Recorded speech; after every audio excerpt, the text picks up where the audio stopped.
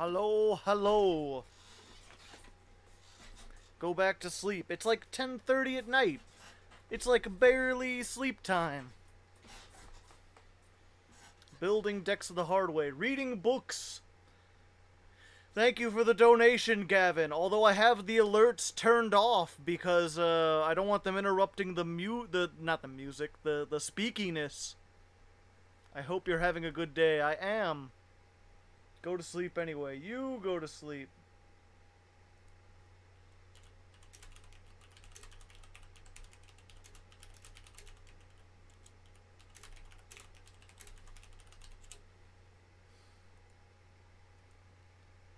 Here, let me find some spooky music.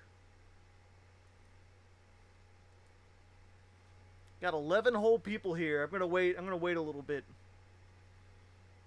Let's see. Spooky, rights-free music.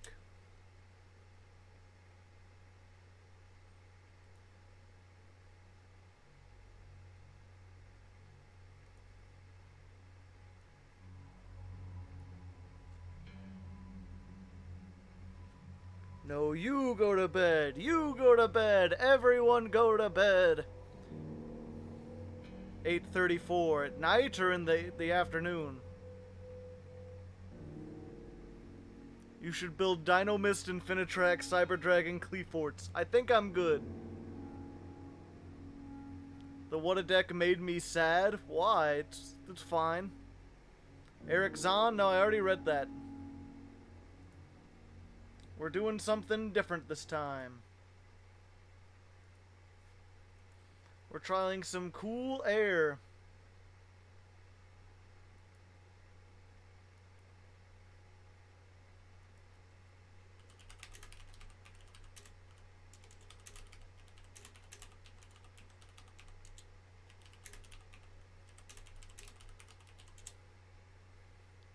Sorry, still typing to a couple people.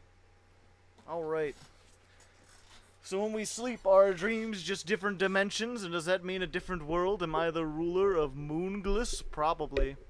That cool oxygen, yeah, probably. Drift off to sleep.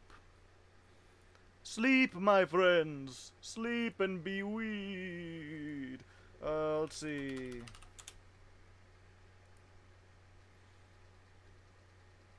Is that going? Fan, what are you doing? Stop it. I guess I should play some other music while we wait.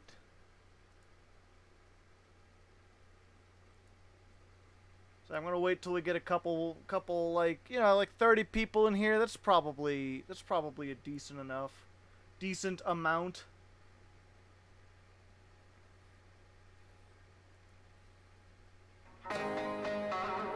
That's probably really loud. I'm sorry.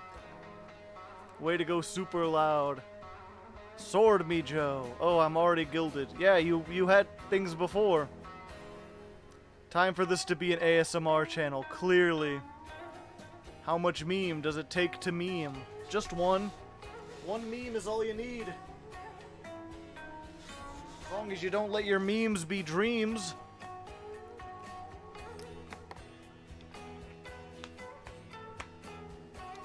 The Elemental Saber, what a deck I plugged. Oh, that was because it was my only top 10.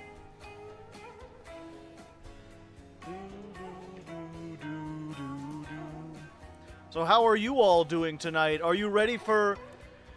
We're gonna read some not so spooky. Why are steam-powered giraffes not talked about? We talk about them. They're good. Already a good stream for me. I'm gonna turn it off shortly. Give another 5 minutes or so for people to show up. I'm gonna be doing spooky story reading time. Y'all children ready to be read a story? Doing this for the Hardleg book club for the month of October. We're doing a whole bunch of Lovecraft stories. They're in the public domain. So we're gonna be reading them. How's life? Pretty good, Chili Fries good. I mean, I'm still stuck upstairs because there are wasps in the basement, but other than that, I'm good. What are your thoughts on ghost tricks? They're starting to show their age. I'm not sure if I'll be able to make them work this year. I'm gonna go work on my lore deck. Go for it. Hello, Scarman. Yeah, we're gonna be reading Cool Air tonight, which is one of Lovecraft's less spooky stories. Like it's trying to be spooky, but it's basically like he's afraid of air conditioning, because air conditioning was new at the time, and Lovecraft was afraid of everything. So we're gonna listen to 1900s man try to convince you that cool air is unnatural and evil. I'm playing Invoke, just got into Yu-Gi-Oh! Oh yeah, it's overwhelming when there's all sorts of new stuff. Invoke's a fun deck, though.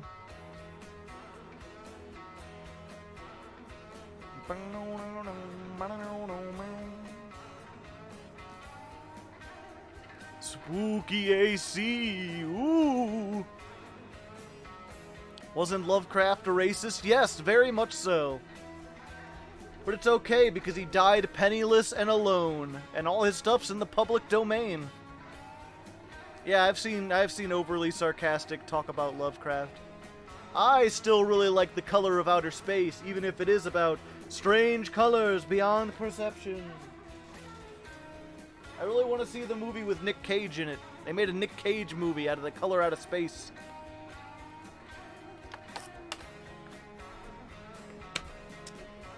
That one guy. No, more like everyone. Everyone makes a Battle Wasp joke. I got tired of them months ago when this first started, and now they're like everywhere, and I hate it. Like, I have a serious problem, and they're like, have you heard this Battle Wasp joke?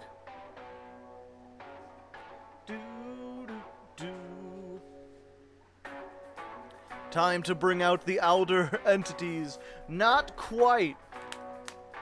If you're just joining us, we're going to be reading Cool Air tonight, which is not about... It's not about the outer entities. It's not about cosmic horror. It's about the spooky air conditioning. Ooh. Yeah, Color Out of Space is my favorite. I read that one already on Twitch.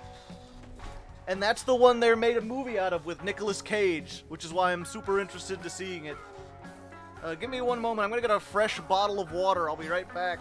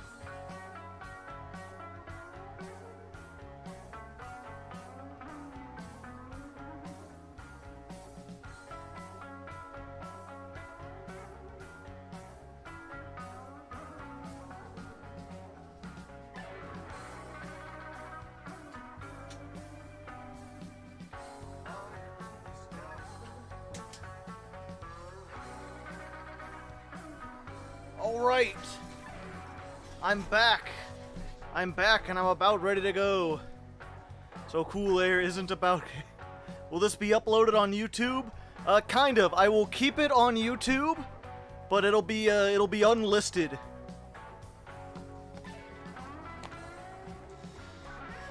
So if you want the link, you'll have it. You can ask for it, I'll give it to you. But otherwise, probably not. Because it's not really like my other content. This is mostly me just advertising for my literature channel. Which I guess I could have live streamed there, but then no one would have come. Made me want to play again. Hey.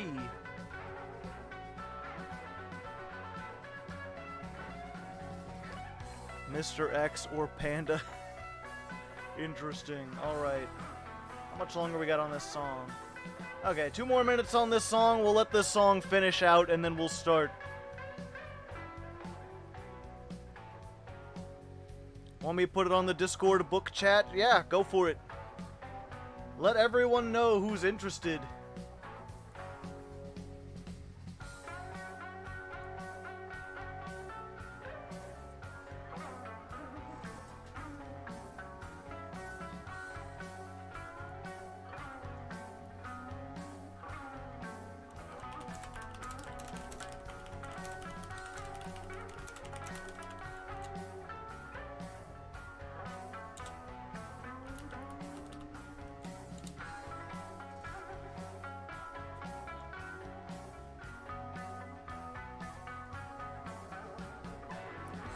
I love the leg club. A-I-O. God knows how much I read. A lot or not much?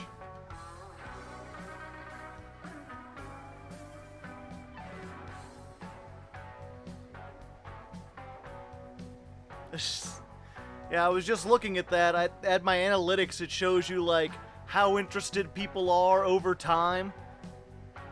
And it's like, it starts at the top and it slowly goes down, and then right around the part of the big-ass rock song, there's a big peak, because people were coming back and watching it over and over again.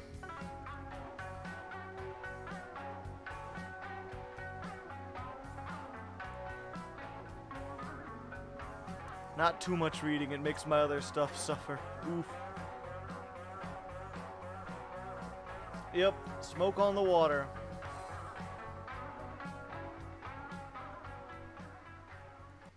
Alright. And with that, I think we're good. We're about ready. Let me just go ahead. I guess I should put, let's see, reading Cool Air by HP Lovecraft.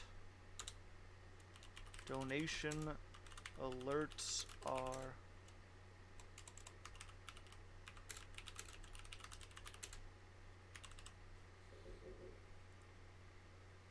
maybe I should put a space between those so people can. There we go.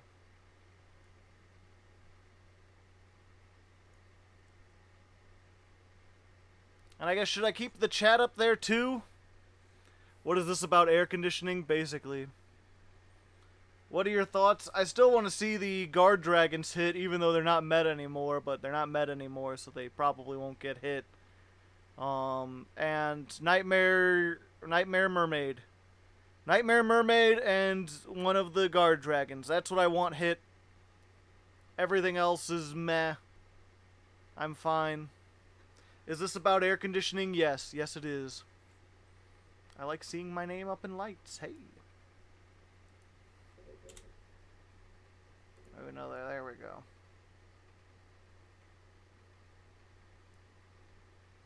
Okay. You guys ready to begin? Ready for spooky story time? Just turn this on. And you guys can hear me all right, correct?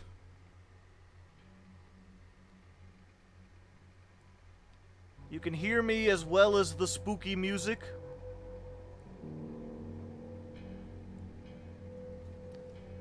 The royalty-free spooky music.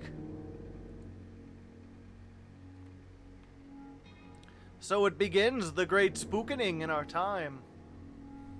I'm ready for Mr. Bones' wild ride. This is gonna be an interesting one. Can't hear the spooks? It's pretty subtle. Alright.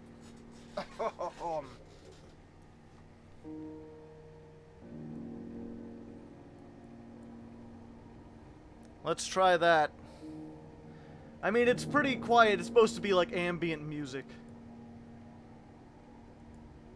So it's gonna be pretty quiet in general for the most part.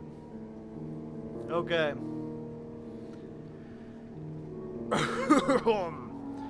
Cool Air by HP Lovecraft. You ask me to explain why I am afraid of a draught of cool air, why I shiver more than others upon entering a cold room, and seem nauseated and repelled when the chill of evening creeps through the heat of a mild autumn day.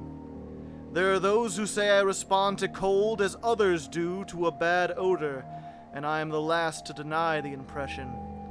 What I will do is to relate the most horrible circumstance I have ever encountered, and leave it to you to judge whether or not this forms a suitable explanation of my peculiarity. It is a mistake to fancy that horror is associated intricably with darkness, silence, and solitude. I found it in the glare of mid-afternoon, in the clangor of a metropolis, and in the teeming midst of a shabby and commonplace rooming house with a prosaic landlady and two stalwart men by my side. In the spring of 1923, I had secured some dreary and unprofitable magazine work in the city of New York, and being unable to pay any substantial rent, began drifting from one cheap boarding establishment to another in search of a room which might combine the qualities of decent cleanliness, endurable furnishings, and very reasonable price. It soon developed that I had only a choice between different evils, but after a time I came upon a house in West 14th Street which disgusted me less than the others I had sampled.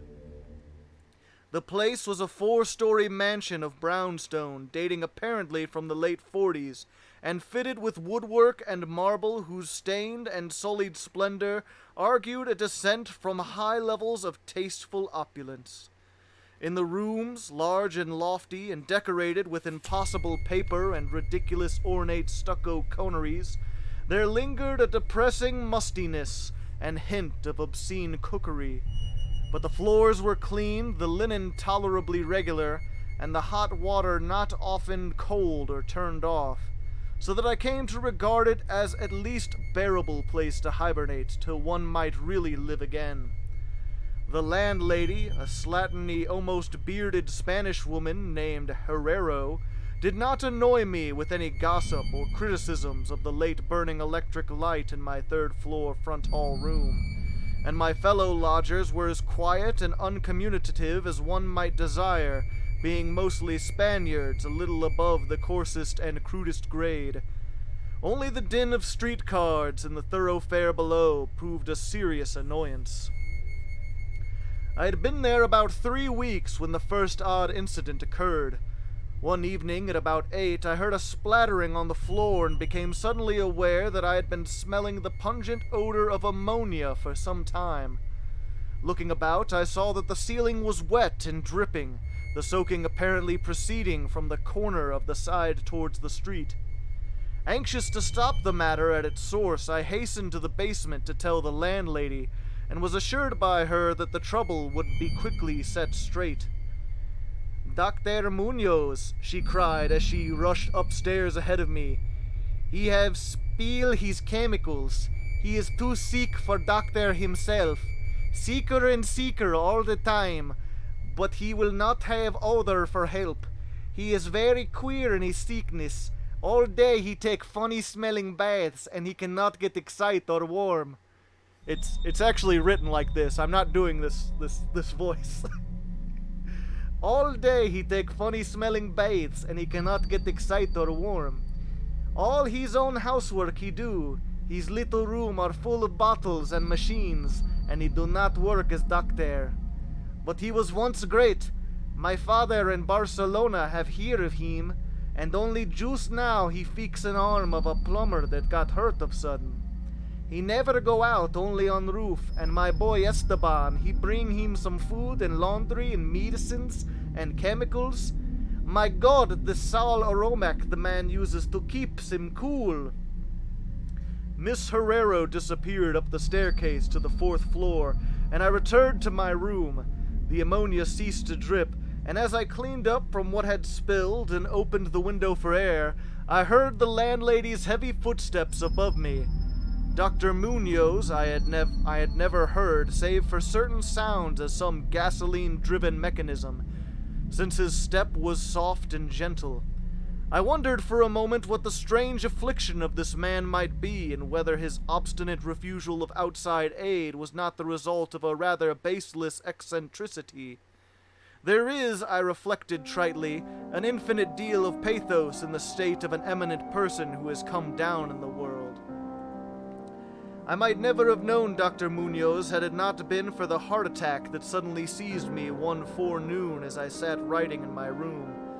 Physicians had told me of the danger of those spells, and I knew that there was no time to be lost, so remembering what the landlady had said about the invalid's help of the injured workman, I dragged myself upstairs and knocked feebly at his door above mine.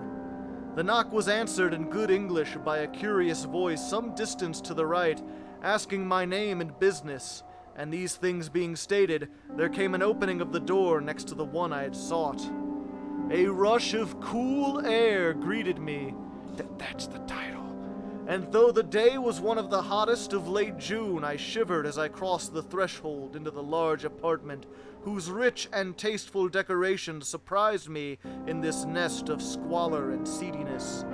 A folding couch now filled its perennial role of sofa, and the mahogany furniture, sumptuous hangings, old paintings, and mellow bookshelves all bespoke a gentleman's study rather than a boarding house bedroom. I now saw that the hall room above mine, the lethal room of bottles and machines which Miss Herrero had mentioned, was merely the laboratory of the doctor, and that his main living quarters lay in the spacious... That got loud suddenly. Lay in the spacious adjoining room, whose convenient alcoves and large contiguous bathroom permitted him to hide all dressers and obtrusive utilitarian devices. Dr. Munoz most certainly was a man of birth, cultivation, and discrimination. The figure before me was short but exquisitely proportioned, and clad in somewhat formal dress of perfect cut and fit. A high-bred face of masterful though not arrogant expression was adorned by a short iron-gray full beard, and an old-fashioned pince-nez shielded the full, dark eyes that surrounded an aquiline nose which gave a Moorish touch to the physiognomy otherwise dominated by Celtibrian.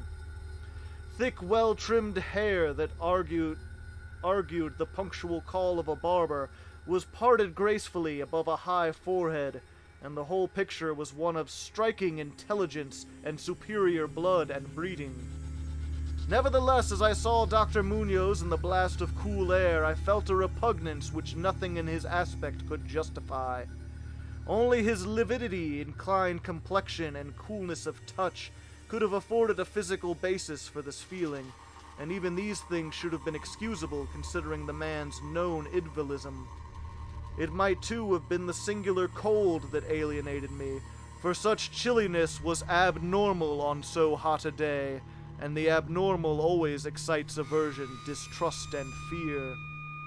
But repugnance was soon forgotten in admiration, for the strange physician's extreme skill at once became manifest despite the ice-coldness and shakiness of his bloodless-looking hands. He clearly understood my needs at a glance, and ministered to them with a master's deftness, the while reassuring me in a finely modulated though oddly hollow and timbreless voice that he was the bitterest of sworn enemies to death, and had sunk his fortune and lost all his friends in a lifetime of bizarre experiment devoted to its bafflement and extirpation. Something of the benevolent fanatic seemed to reside in him, and he rambled on almost garrulously as he sounded my chest and mixed a suitable draught of drugs fetched from the small laboratory room. Evidently, he found the society of a well-born man a rare novelty in this dingy environment, and was moved to unaccustomed speech as memories of better days surged over him.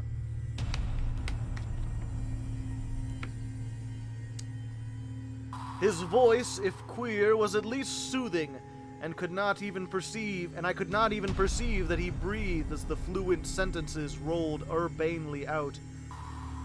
He sought to distract my mind from my own seizure by speaking of his theories and experiments, and I remember him tactfully consoling me about my weak heart by insisting that the will and consciousness are stronger than organic life itself, so that if a bodily frame be but organically healthy and carefully preserved, it may, through a scientific enhancement of these qualities, retain a kind of nervous animation despite the most serious impairments, defects, or even absences in the battery of specific organs.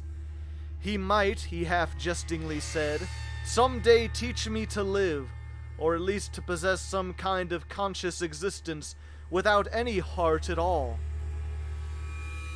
For his part, he was afflicted with a complication of maladies requiring a very exact regiment, which included constant cold.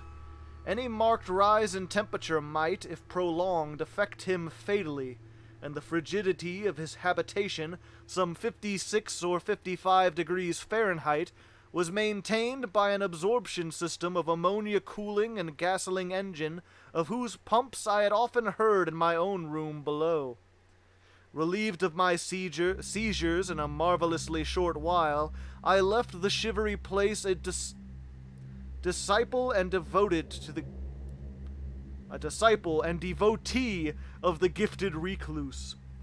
After that, I paid him frequent overcoated calls, listening while he told of secret researches and almost ghastly results, and trembling a bit when I examined the unconventional and astonishingly ancient volumes on his shelves.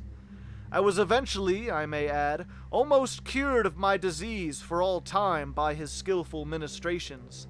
It seems that he did not scorn the incantations of the medievalist, since he believed these cryptic formula to contain rare psychological stimuli which might convincingly have singular effects on the substance of a nervous system from which organic pulsations had fled. I was touched by his account of the aged Dr. Torres of Valencia, who had shared his earlier experiments and nursed him through a great illness of 18 years before, whence his present disorders proceeded. No sooner had the venerable practitioner saved his colleague than he himself succumbed to the grim enemy he had fought. Perhaps the strain had been too great, for Dr. Munoz made it whisperingly clear, though not in detail, that the methods of healings had been most extraordinary, involving scenes and processes not welcome by elderly and conservative Galens. Music's getting a little loud. As the weeks passed, I observed with the regret that my new friend was indeed slowly but unmistakably losing ground physically, as Miss Herrero had suggested. The living aspect of his countenance was intensified. His voice became more hollow and indistinct. His muscular motions were less perfectly coordinated, and his mind and will displayed less resilience and initiative. Of this sad change he seemed by no means unaware, and little by little his expression and conversation both took on a gruesome irony, which restored in me somewhat of the subtle repulsion I had originally felt. He developed strange caprices, acquiring a fondness for exotic spices and Egyptian incense, till his room smelled like a vault of a sepulchured pharaoh in the Valley of the Kings. At the same time, his demands for cold air increased, and with my aid he amplified the ammonia piping of his room and modified the pumps and feed of his refrigeration machine till he could keep the temperature as low as 34 or 40, and finally even 28 degrees.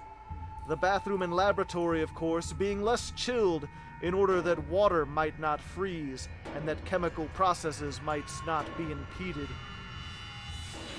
The tenants adjoining him complained of the icy air from around the connecting door, so I helped him fit heavy hangings to obviate the difficulty. A kind of growing horror, an auteur and morbid cast, seemed to possess him. He talked of death incessantly, but laughed hollowly when such things as burial or funeral arrangements were gently suggested. All in all, he became a disconcerting and even gruesome companion, yet in my gratitude for his healing I could not well abandon him to the strangers around him, and was careful to dust his room and attend to his needs each day, muffled in a heavy ulster which I bought especially for the purpose. I likewise did much of his shopping, and gasped in bafflement at some of the chemicals he ordered from druggists and laboratory supply houses. An increasing and unexplained atmosphere of panic seemed to rise around his apartment. The whole house, as I have said, had a musty odor, but the smell in his room was worse, and in spite of all the spices and incense and the pungent chemicals of now incessant baths which he insisted on taking unaided, I perceived that it must be connected with his ailment, and shuddered when I reflected on what that ailment might be. Mrs. Herrero crossed herself when she looked at him, and gave him up unreservedly to me, not even letting her son Esteban continue to run errands for him. When I suggested other physicians, the sufferer would fly into as much a rage as he seemed to dare to entertain. He evidently feared the physical effect of violent emotion, yet his will and driving force waxed rather than waned, and he refused to be confined to his bed. The lassitude of his earlier ill days gave place to a return of his fiery purpose, so that he seemed about to hurl defiance at the death demon, even as the ancient enemy seized him. The pretense of eating, always curiously like a formality to him, he virtually abandoned, and mental power alone appeared to keep him from total collapse. He acquired a habit of writing long documents of some sort, which he carefully sealed and filled with injunctions that I transmit them after his death to certain persons whom he named. For the most part, lettered East Indians, but including a once celebrated French physician now generally thought dead, and about whom the most inconceivable things have been whispered. As it happened, I burned all these papers undelivered and unopened. His aspect and voice became utterly frightful, and his presence almost unbearable. One September day, an unexpected glimpse of him induced an epileptic fit in a man who had come to repair his electric desk lamp, a fit for which he prescribed effectively while keeping himself well out of sight. That man, oddly enough, had been through the terrors of the Great War without having incurred any fright so thorough. Then, in the middle of October, the horror of horrors came, with stupefying suddenness. One night, about 11, the pump of the refrigeration machine broke down, so that within 3 hours the process of ammonia cooling became impossible. Dr. Munoz summoned me by thumping on the floor, and I worked desperately to repair the injury while my host cursed in a tone whose lifeless, rattling hollowness surpassed description. My amateur efforts, however, proved of no use, and when I had brought in a mechanic from a neighboring all-night garage, we learned that nothing could be done till morning, when a new piston could be obtained. The moribund hermit's rage and fear, swelling to grotesque proportions, seemed likely to shatter what remained of his failing physique, and once a spasm caused him to clap his hands to his eyes and rush into the bathroom. He groped his way out with a face tightly bandaged, and I never saw his eyes again. The frigidity of the apartment was now sensibly diminished, and at about 5 a.m. the doctor retired to the bathroom, commanding me to keep him supplied with all the ice I could obtain at all-night drugstores and cafeterias. As I would return from my sometimes discouraging trips and lay my spoils before the closed bathroom door, I could hear a restless splashing within, and a thick voice croaking out the order for more! More! At last a warm day broke, and the shops opened one by one. I asked Esteban either to help with the ice fetching while I obtained the pump piston, or to order the piston while I continued with the ice, but instructed by his mother, he absolutely refused. Finally, I hired a seedy-looking loafer who I encountered at the corner of 8th Avenue to keep the patient supplied on the with ice from a little shop where I introduced him, and applied myself diligently to the task of finding a pump piston and engaging workmen competent to install it. The task seemed indeterminable, and I raged almost as violently as the hermit when I saw the hours slipping by in breathless, foodless rounds of vain telephoning and a hectic quest from place to place, hither and thither, by subway and surface car. About noon I encountered a suitable supply house far downtown, and at approximately 1:30 p.m. arrived at my boarding place with the necessary paraphernalia and 2 sturdy and intelligent mechanics. I had done all I could and hoped I was in time. Black terror, however, had preceded me. The house was in utter turmoil, and above the chatter of odd voices, I heard a man praying in a deep basso. Fiendish things were in the air, and lodgers told over the beads of their rosaries that they caught the odor from beneath the doctor's closed doors. The lounger I had hired, it seems, had fled screaming and mad-eyed not long after his second delivery of ice, perhaps as a result of excessive curiosity. He could not, of course, have locked the door behind him, yet it was now fastened, presumably from the inside. There was no sound within, save a nameless sort of slow, thick dripping. Briefly consulting with Miss Herrero and the workmen, despite a fear that gnawed my innermost soul, I advised the breaking down of the door, but the landlady found a way to turn the key from the outside with some sort of wire device. We had previously opened the doors of all the other rooms on that hall and flung all the windows to the very top. Now, noses protected by handkerchiefs, we tremblingly invaded the accursed south room which blazed with a warm sun of early afternoon. A kind of dark, slimy trail led from the open bathroom door to the hall door, and hence to the desk, where a terrible little pool had accumulated. Something was scrawled there in pencil in an awful blind hand on a piece of paper, hideously smeared as though by the very claws that traced the hurried last words, when the trail led to the couch and ended unutterably. What was or had been on the couch I cannot and dare not say here, but this is what I shiveringly puzzled out on the sticky, smeared paper before I drew a match and burned it to a crisp. What I puzzled out in terror as the landlady and 2 mechanics rushed frantically from the hellish place to babble their incoherent stories at the nearest police station.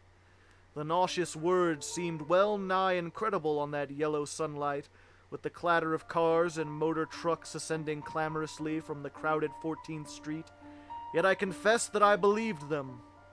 Whether I believe them now, I honestly do not know.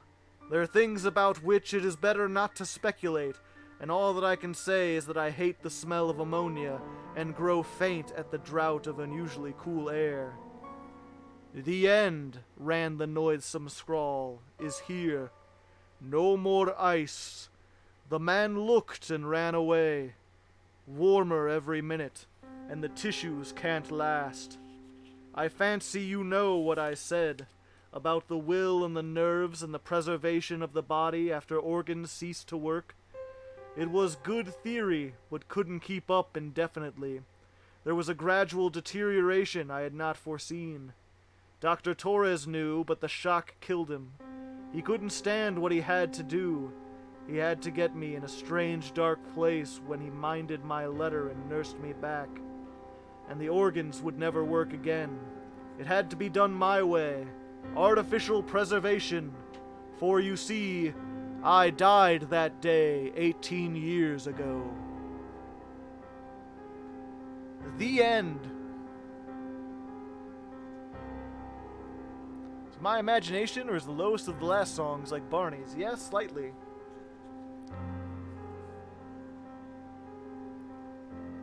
A nice spoopy time listening before going. Good night, frankly. Thanks for coming. So yeah, the doctor was dead the whole time. And air conditioning and chemicals kept him alive. Well, that was a thing, yeah. It's not exactly a spooky story. It haunts me in my dreams. The coldness of the air. It's so cold. I don't know, if you're up and moving around, you can't really be dead, can you? I mean, honestly, the fact that he found a way to be a zombie, essentially, the short film version was better. I'ma turn on my heat. It's one of those things, the more I think about it, like, and that guy, he burned all the letters explaining how he did this.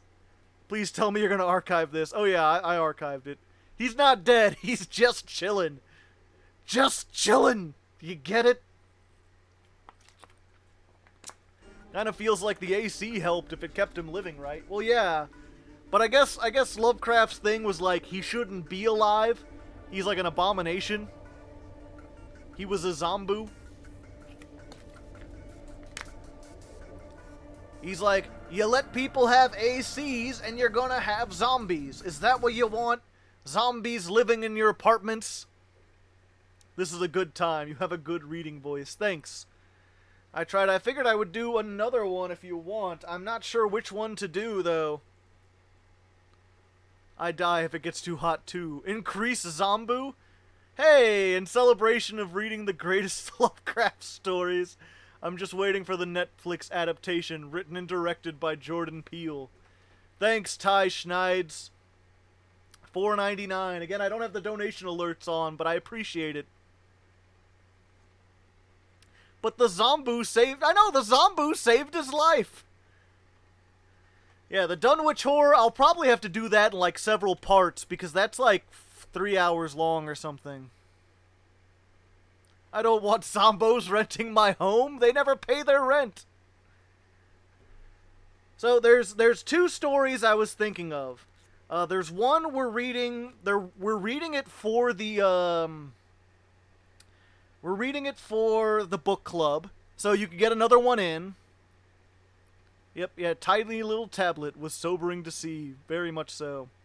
He didn't even have that when he was first buried. That was made for him after the fact. He died penniless and alone. And the third is Patreon only. What do you think Left Wing Atlas Shrugged would be? I don't know. I'm not even sure if you can necessarily call Atlas Shrugged right wing. It's like its own philosophy.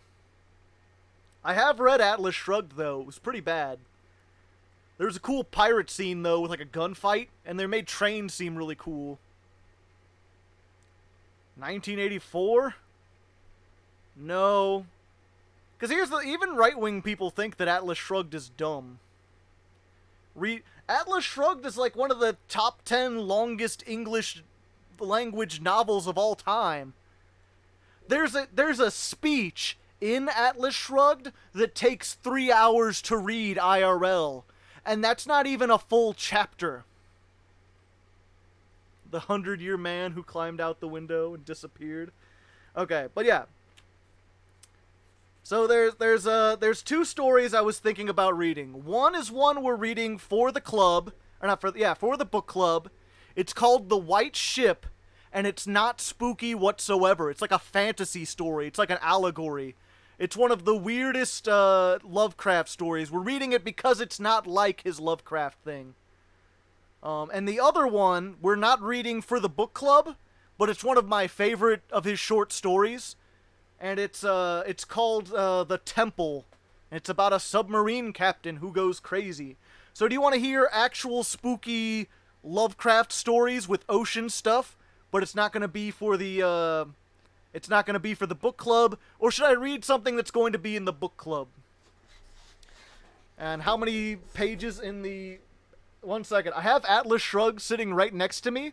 I use it to prop up my fan, because it's really thick. It makes a good doorstop. Let's see. The version I have is 1,084 pages.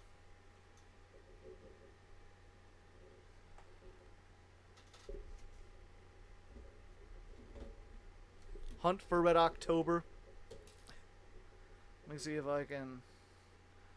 Yeah, there you go. It's pretty thick. I tell you what, a giggity. It's a biggin. And the font is pretty tiny. So those 1,000 pages are a lot of pages.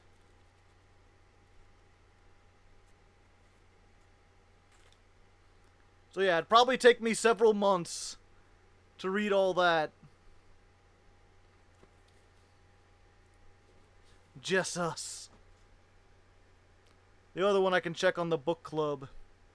Extra thick and micro font. Good combo, I know, right? Joe, you're a man of musically inclined talent. Yeah, somewhat. I can play the drums really well. Okay, it looks like people are more interested in the temple. They want an actual spooky story.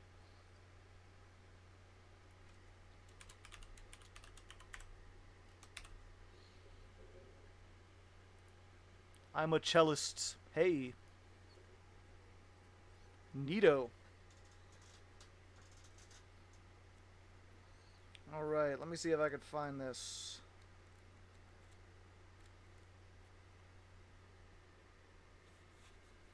Short story compilations about the book build challenge. Spooky, not the book club. The White Ship, I do actually like the White Ship. It's a neat story, but it's just like, it's not spooky whatsoever. Spook Club. I've never heard that song before. White Reaper. Sounds weird. Like some sort of alternate version of Overwatch. I don't really do acapellas anymore either way. I need some spoopins. Okay. So we're gonna try the temple then. This one I actually really like. Hopefully you guys like it too. It is, I'm not sure, I guess I wouldn't call it racist. It's bigoted. It's bigoted towards Germans. If you're German, you may not like this one.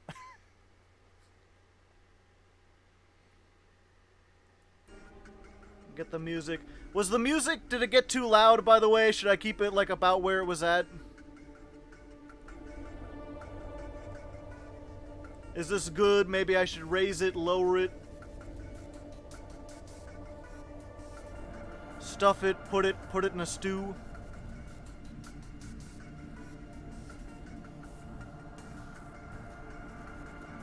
What do you think when I do? Turn it down slightly. Just ever so slightly. There we go. Are you doing this on Halloween? Probably. I'll probably do Call of Cthulhu on Halloween, or maybe Shadow over Innsmouth. I don't know. Shadow over Innsmouth is really hard to read, because like a fourth of it is a drunk man telling a tale, and it's written where he's like, "They got down there by the sea, and I tell you what, they done seen done said going down around here." Rock of Ages 3. Did they make a Rock of Ages 3? I'd play it. I like the first two.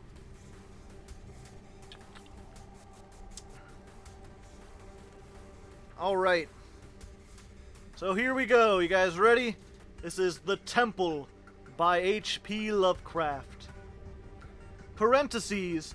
This manuscript was found on the coast of the Yucatan. On August 20th, 1917, I, Karl Heinrich Graf von Alten-Bergstein, Lieutenant Commander of the Imperial German Navy, and in charge of submarine U-29, deposit this bottle and record in the Atlantic Ocean. Deposit this bottle and record in the Atlantic Ocean at the point to me unknown, but probably about north latitude 20 degrees, west longitude 35 degrees, where my ship lies disabled on the ocean floor. I do so because of my desire to set certain unusual facts before the public, a thing I shall not in all probability survive to accomplish in person, since the circumstances surrounding me are as menacing as they are extraordinary, and involve not only the hopeless crippling of the U-29, but the impairment of my iron German will in a manner most disastrous. On the afternoon of June 18th, as reported by wireless to the U-61 bound for Kiel, we torpedoed the British freighter Victory, New York to Liverpool in north latitude 45 degrees, 16 minutes west longitude 28 degrees, permitting the crew to leave in boats in order to obtain a good cinema view for the Admiralty records. The ship sank quite picturesquely bow first, the stern rising out of the water whilst the hull shot down perpendicular to the bottom of the sea.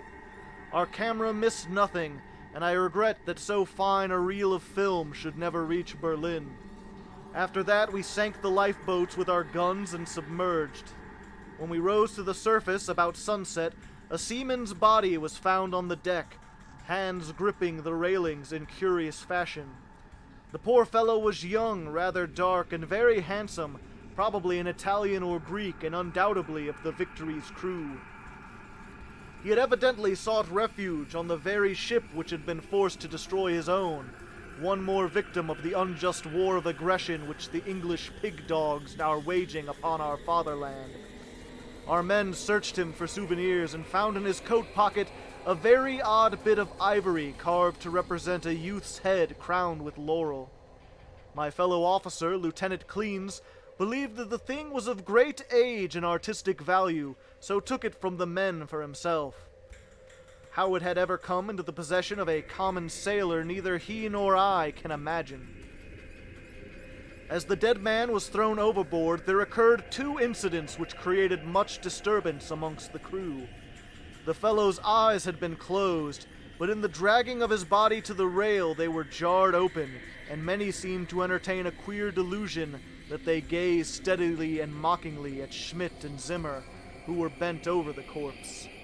The boatswain Mueller and an elderly man who would have known better had he not been a superstition Alstian swine, became so excited by his impression that he watched the body in the water and swore that after it sank a little, it drew its limbs into a swimming position and sped away to the south under the waves.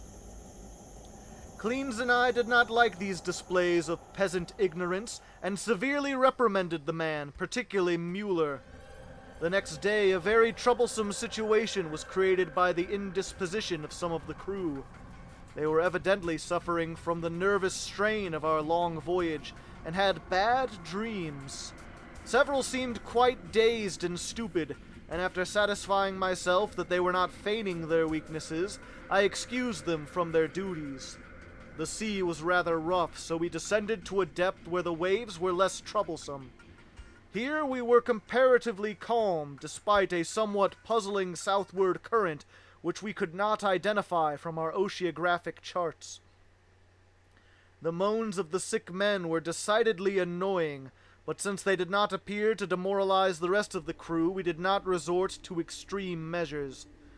It was our plan to remain where we were and intercept the liner Dacia, mentioned in the information from agents in New York. In the early evening we rose to the surface and found the sea less heavy. The smoke of a battleship was on the northern horizon, but our distance and ability to submerge made us safe. What worried us more was the talk of boatswain Mueller, which grew wilder as night came. He was in a detestably childish state, and babbled of some illusion of dead bodies drifting past the undersea portholes, bodies which looked at him intensely, and which he recognized in spite of bloating as having seen dying during some victorious German exploits. And he said that the young man we had found and tossed overboard was their leader. This was very gruesome and abnormal, so we confined Mueller in irons and had him soundly whipped. The men were not pleased at his punishment, but discipline was necessary. We also denied the request of a delegation headed by Seaman Zimmer that the curious carved ivory head be cast into sea. On June 20th, Seaman Bohm and Schmidt, who had been ill the day before, became violently insane. I regretted that no physician was included in our complement of officers, since German lives are precious, but the constant ravings of the two concerning a terrible curse was most subversive of discipline, so drastic steps were taken. The crew accepted the event in sullen fashion, and it seemed to quiet Mueller, who thereafter gave us no trouble. In the evening we released him, and he went about his duties silently. In the weeks that followed, we were all very nervous, watching for the Dacia. The tension was aggravated by the disappearance of Mueller and Zimmer, who undoubtedly committed suicide as a result of the fears which had seemed to harass them, though they were not observed in the act of jumping overboard.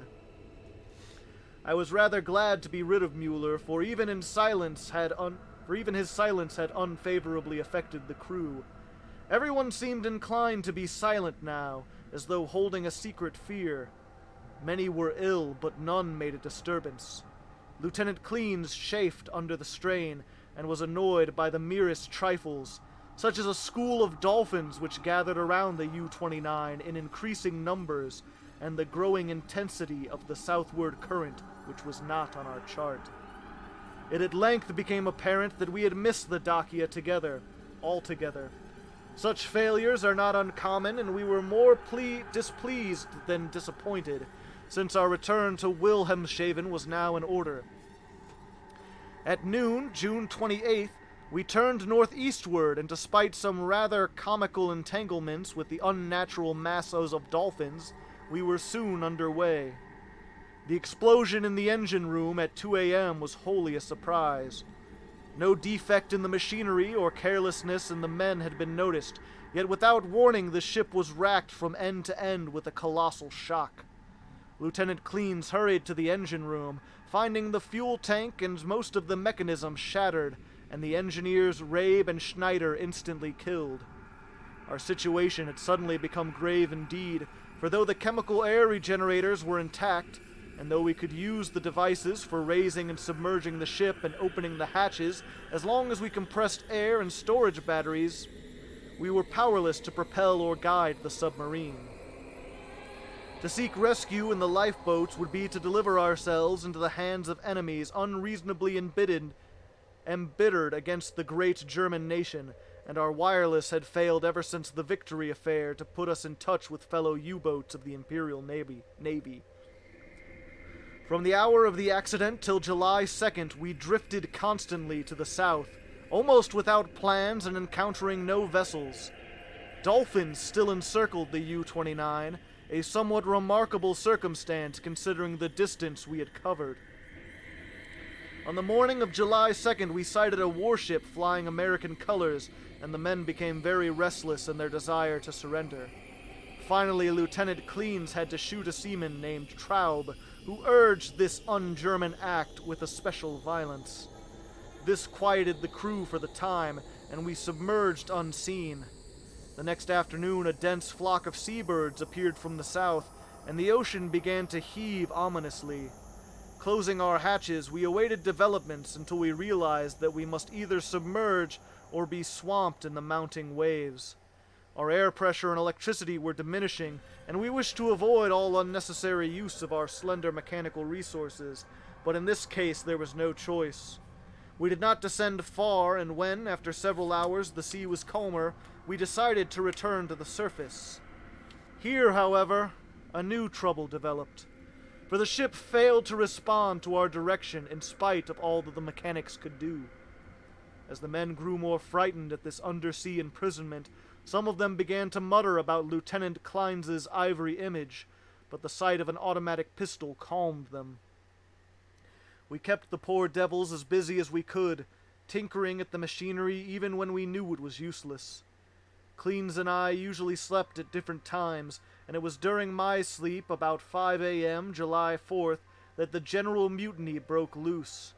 The 6 remaining pigs of seamen, suspecting that we were lost, had suddenly burst into a mad fury at our refusal to surrender to the Yankee battleship 2 days before, and were in a delirium of cursing and destruction. They roamed like the animals they were and broke instruments and furniture indiscriminately, screaming about such nonsense as the curse of the ivory image and the dark dead youth who looked at them and swam away. Lieutenant Clean seemed paralyzed and inefficient, as one might expect of a soft, womanly Rhinelander. I shot all 6 men, for it was necessary, and made sure that none remained alive. We expelled the bodies through the double hatches and were alone in the U-29. Clean seemed very nervous and drank heavily. It was decided that we remain alive as long as possible, using the large stock of provisions and chemical supply of oxygen, none of which had suffered from the crazy antics of those swine-hound seamen. Our compasses, depth gauges, and other delicate instruments were ruined, so that henceforth our only reckoning would be guesswork, based on our watches, the calendar, and the apparent drift as judged by any objects we might spy through the portholes or from the conning tower. Fortunately, we had storage batteries still capable of long use both for interior lighting and for searchlights. We often cast a beam around the ship and saw only dolphins swimming parallel to our own drifting course. I was scientifically interested in these dolphins, for though the ordinary Dolphus delphus is a Cretaceous mammal unable to subsist without air, I watched one of these swimmers closely for 2 hours and did not see him alter his submerged condition. With the passing of time, Cleans and I decided we were still drifting south, meanwhile sinking deeper and deeper. We noted the marine fauna and flora and read much of the subject in the books I had carried with me for spare moments. I could not help observing, however, the inferior scientific knowledge of my companion. His mind was not Prussian, but given to imaginings and speculations which have no value. The fact of our coming death affected him curiously, and he would frequently pray in remorse over the men, women, and children we had sent to the bottom, forgetting that all things are noble which serve the German state. After a time he became noticeably unbalanced, gazing for hours at his ivory image and weaving fanciful stories of the lost and forgotten things under the sea. Sometimes, as a psychological experiment, I would lead him on in his wanderings and listen to his endlessly poetic quotations and tales of sunken ships.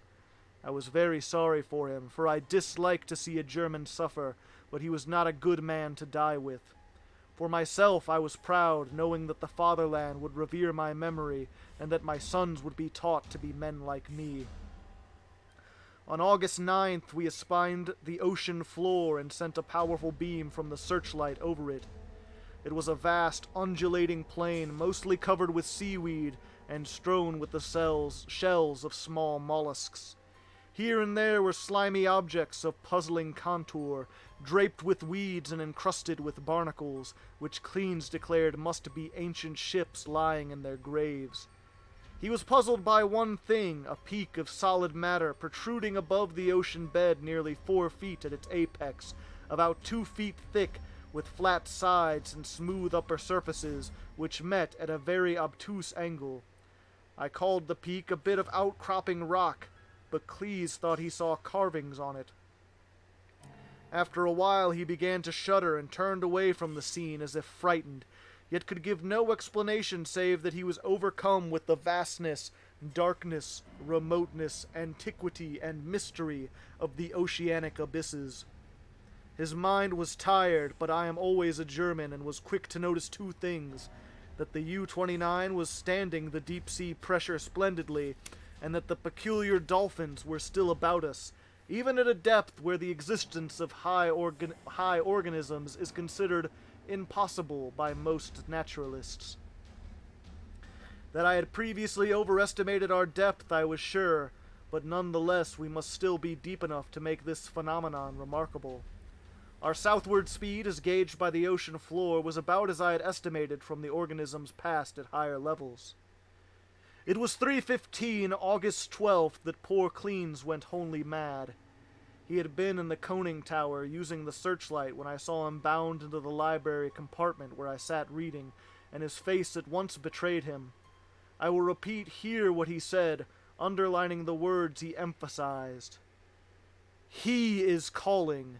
He is calling! I hear him! We must go!" As he spoke, he took the ivory image from the table, pocketed it, and seized my arm in an effort to drag me up the companionway to the deck. In a moment I understood he meant to open the hatch and plunge with me into the water outside, a vagary of suicidal and homicidal mania for which I was scarcely prepared.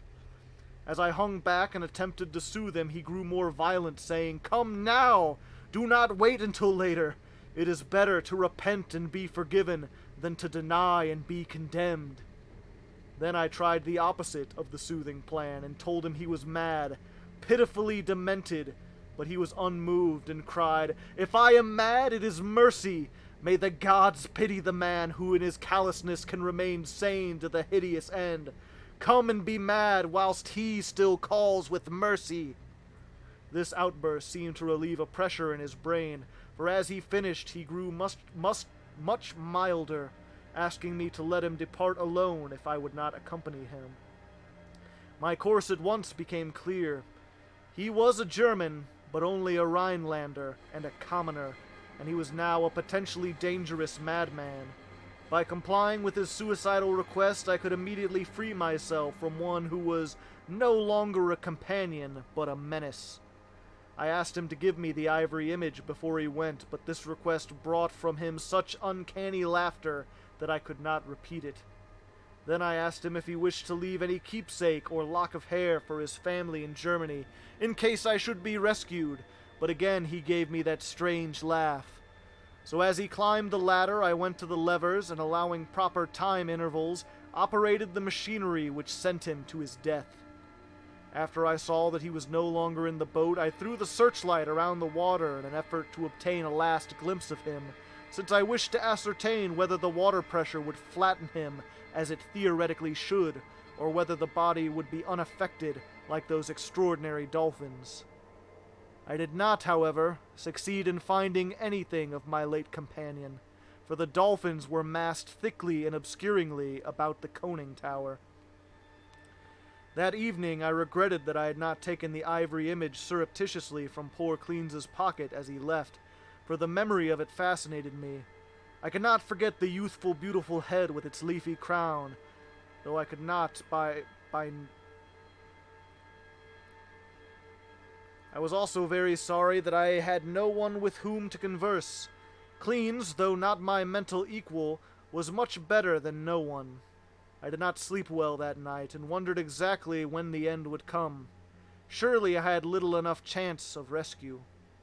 The next day I ascended to the conning tower and commenced in the customary searchlight explorations. Northward, the view was much the same as it had been for all 4 days since we had sighted the bottom, but I perceived that the drifting of the U-29 was less rapid. As I swung the beam around to the south, I noticed that the ocean floor ahead fell away in marked declivity and bore curiously regular blocks of stone in certain places, disposed as if in accordance with definite patterns. The boat did not at once descend to match the greater ocean depth, so I was soon forced to adjust the searchlight to cast sharply downwards.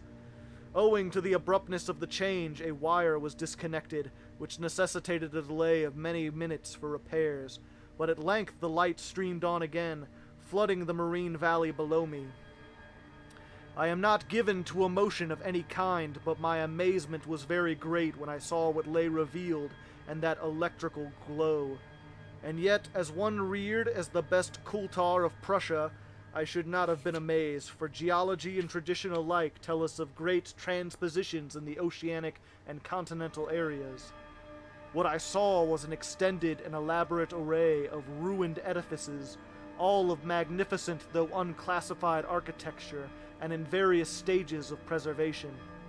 Most appeared to be of marble, gleaming whitely in the rays of the searchlight, and the general plan was of a large city at the bottom of a narrow valley, with numerous isolated temples and villas on the steep slopes above. Roofs were fallen and columns were broken, but there still remained an air of immemoriality and ancient splendor which nothing could efface.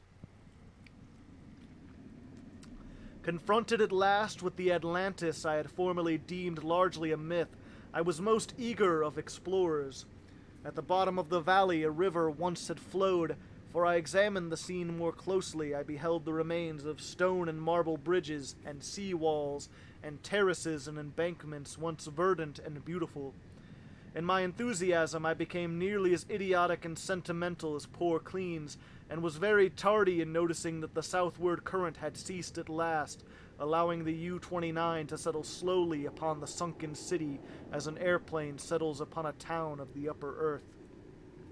I was slow too in realizing that the school of unusual dolphins had vanished.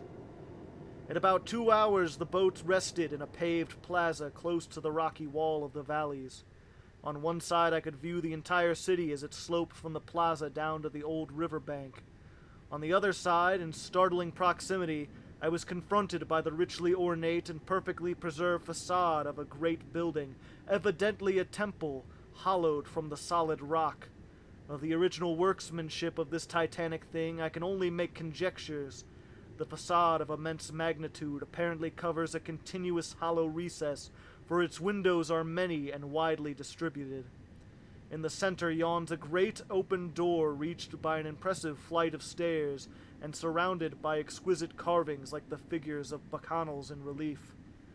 Foremost of all, the great columns and frieze, both decorated with sculptures of inexpressible beauty, obviously portraying idealized pastoral scenes and processions of priests and priestesses bearing strange ceremonial devices and adorations of radiant God. The art is of the most phenomenal perfection, largely Hellenic in idea, yet strangely individual. It imparts an impression of terrible antiquity, as though it were the remotest rather than immediate ancestor of Greek art. Nor can I doubt that any detail of this massive product was fashioned from the virgin hillside rock of our planet. It is palpably a part of the valley wall, though how the vast interior was ever excavated I cannot imagine. Perhaps a cavern or series of caverns furnished the nucleus. Neither age nor submersion had corroded the pristine grandeur of this awful fane, for fane indeed it must be, and today, after thousands of years, it rests untarnished and involatile in the endless night and silence of the ocean chasms. I cannot reckon the number of hours I spent gazing at the sunken city with its buildings, arches, statues, and bridges, and the colossal temple with its beauty and mystery.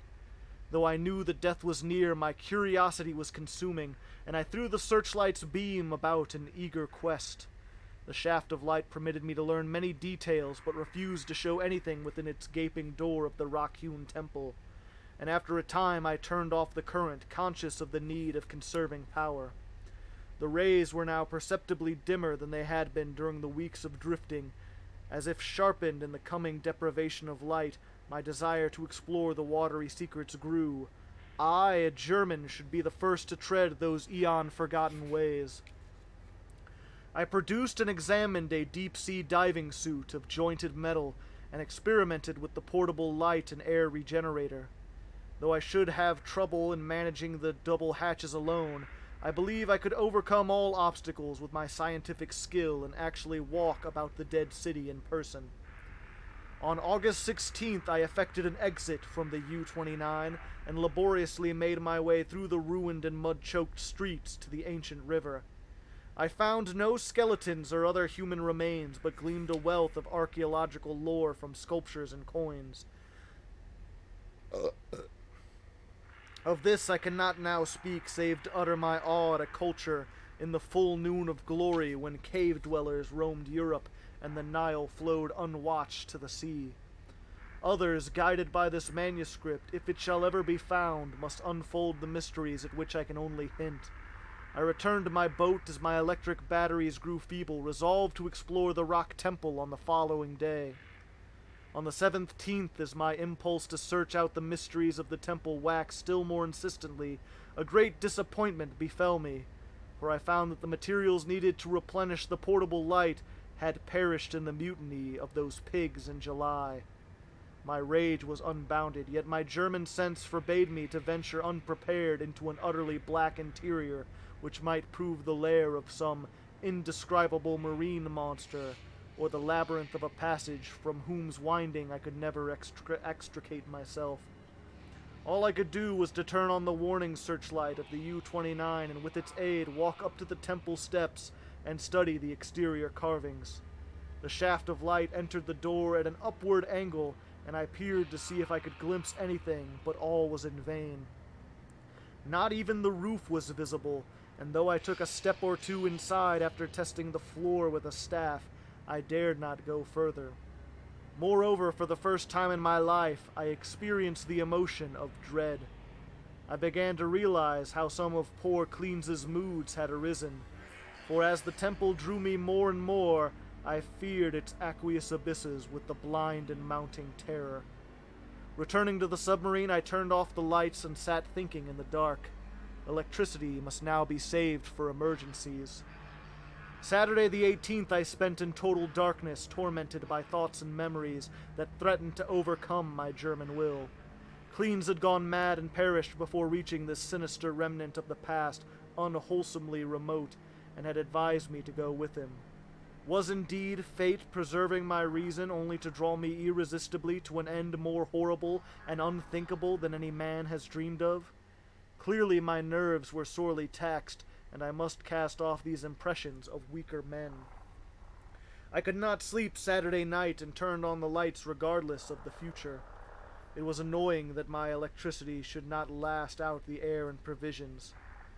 I revived my thoughts of euthanasia and examined my automatic pistol.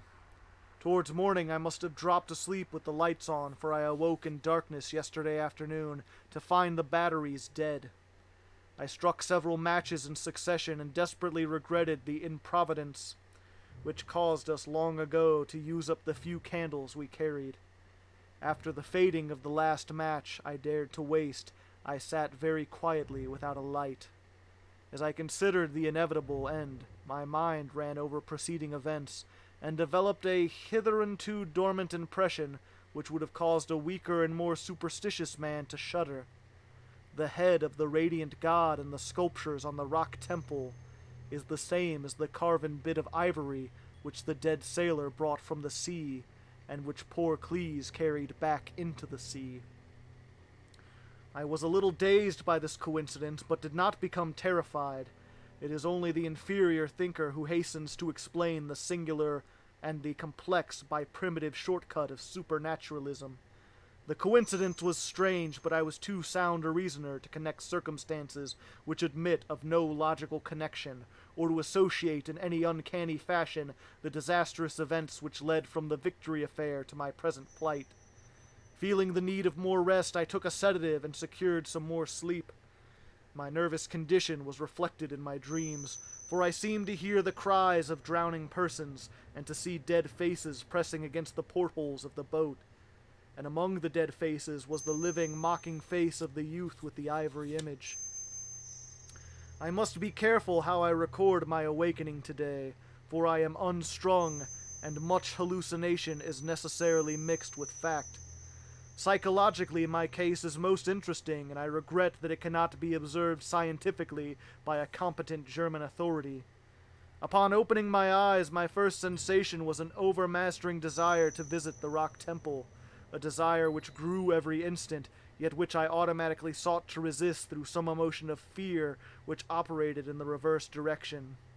Next there came to me the impression of light amidst the darkness of dead batteries, and I seemed to see a sort of phosphorescent glow in the water through the porthole which opened towards the temple. This aroused my curiosity, for I knew of no deep-sea organism capable of emitting such luminosity. But before I could investigate, there came a third impression, which because of its irrationality caused me to doubt the objectivity of anything my senses might record. It was an aural illusion, a sensation of rhythmic, melodic sound, as of some wild yet beautiful chant or choral hymn coming from outside through the absolutely soundproof hull of the U-29. Convinced of my psychological and nervous abnormality, I lighted some matches and poured a stiff dose of sodium bromine solution, which seemed to calm me to the extent of dispelling the illusion of sound. But the phosphorescence remained, and I had difficulty in repressing a childish impulse to go to the porthole and seek its source. It was horribly realistic, and I could soon distinguish by its aid the familiar objects around me, as well as the empty sodium bromide glass of which I had no former visual impression in its present location. This last circumstance made me ponder, and I crossed the room and touched the glass. It was indeed in the place where I had seemed to see it. Now I knew that the light was either real or a part of a hallucination so fixed and consistent that I could not hope to dispel it, so abandoning all resistance, I ascended to the conning tower to look for the luminous agency. Might it not actually be another U-boat offering possibilities of rescue? It is well that the reader accept nothing which follows as objective truth, for since the events transcend natural laws, they are necessarily the subjective and unreal creations of my overtaxed mind. When I attained the conning tower, I found the sea in general far less luminous than I had expected. There was no animal or vegetable phosphorescence about, and the city that sloped down to the river was invisible in blackness. What I did see was not spectacular, nor grotesque, nor terrifying, yet it removed my last vestige of trust in my consciousness. For the door and windows of the undersea temple hewn from the rocky hill were vividly aglow with the flickering radiance as from some mighty altar flame far within. Later incidents are chaotic. As I stared at the uncannily lighted doors and windows, I became subject to the most extravagant visions. Visions so extravagant I cannot even relate them. I fancied that I discerned objects in the temple, objects both stationary and moving, and seemed to hear again the unreal chant that had floated to me when I first awakened. And over all rose thoughts and fears which centered in the youth from the sea and the ivory image whose carving was duplicated on the frieze and columns of the temple before me. I thought of poor Cleese and wondered where his body rested with the image he had carried back to sea. He had warned me of something, and I had not heeded, but he was a soft-headed Rhinelander who went mad at the troubles that a Prussian could bear with ease. The rest is very simple. My impulse to visit and enter the temple has now become an inexplicable and imperious command which ultimately cannot be denied. My own German will can no longer control my acts, and volition is henceforth possible only in minor matters. Such madness it was which drove Cleese to his death, bare-handed and unprotected in the ocean. But I am a Prussian and a man of sense, and will use the last of what little will I have. When first I saw that I must go, I prepared my diving suit, helmet, and air regenerator for instant donning, and immediately commenced to write this hurried chronicle in the hopes that it may someday reach the world. I shall seal the manuscript in a bottle and entrust it to the sea as I leave the U-29 forever. I have no fear, not even from the prophecies of the madman Cleese. What I have seen cannot be true, and I know that this madness of my own will at most lead to only suffocation when my air is gone. The light in the temple is a sheer delusion, and I shall die calmly like a German in the black and forgotten depths. This demonic laughter which I hear as I write comes only from my own weakening brain, so as I carefully don my suit and walk boldly up the steps into that primal shrine, the silent secret of unfathomed waters and uncounted years. The end.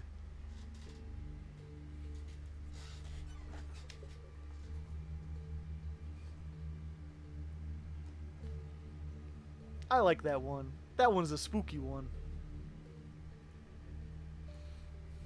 And surprisingly subtle for a for Lovecraft. I mean, obviously his characterization isn't subtle because he's goes on and on about his German will over and over again.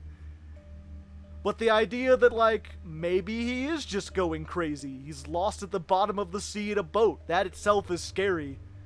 But then, like, the chanting and the drums and the lights and the dolphins that everyone says aren't dolphins. But what else could they possibly be? It doesn't make sense. Slow clap. It's always hard to end a horror story because then it's like, well, I'm not going to be able to sleep tonight. Goblins. Sea goblins roaming around. attacking the German submarines in World War I.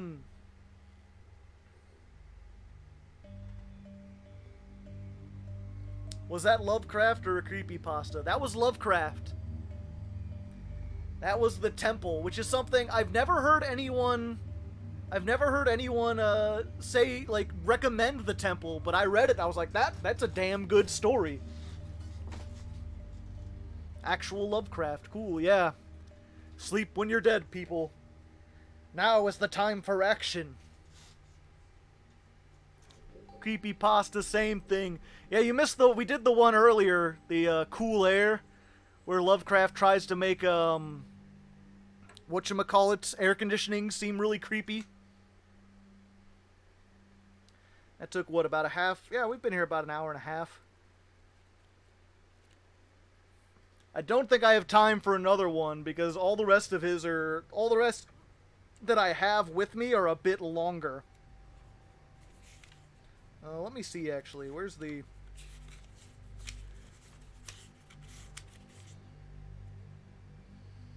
Yeah, most of his other stuff. Dagon's kind of dumb. When are you doing this again? Because this was great.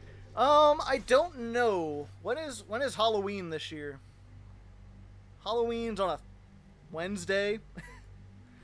I'll probably do it. I plan to read all the stories, almost all the stories that we're reading for the book club. Yeah, I'll probably do it on Halloween, or at least the Sunday before. But I've already done... Today we did Cool Air. I've already done The Color Out of Space and the music of Erich Zann. So I'm going to do... I think I'm probably going to save The Call of Cthulhu for Halloween. Maybe Shadow over Innsmouth. That's like a 2-hour long one, though. That's a long time to read a story. Well, probably one of those. And then we've also got the, whatchamacallit? The White Ship, which is not spooky, but it's a really interesting story. But either way, I think I'm probably done for now. Not much else.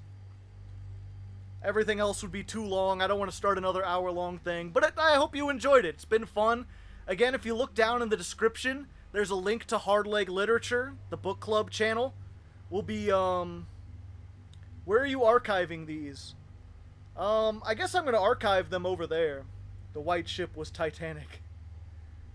The Hounds of Tindalos. Yeah, I read that too. That's not Lovecraft, though. That's by another guy. But I read that on the same stream. I guess I'll upload the streams to the Hardleg Literature channel so people can enjoy them. I kind of like the idea of streams where you just come and you can hear them. Pure Entity deck? No, not unless Norden gets unbanned. Good luck with that, though. But yeah, either way, good night for now. Sweet dreams. Check out the Literature channel. This will either be here or I'll just have it unlisted here. Just ask me on like Discord or Twitter or something else, and I'll send you the link or whatever. But I want it. You don't get it. Sorry. And yeah, until next time, good luck and stay spooky.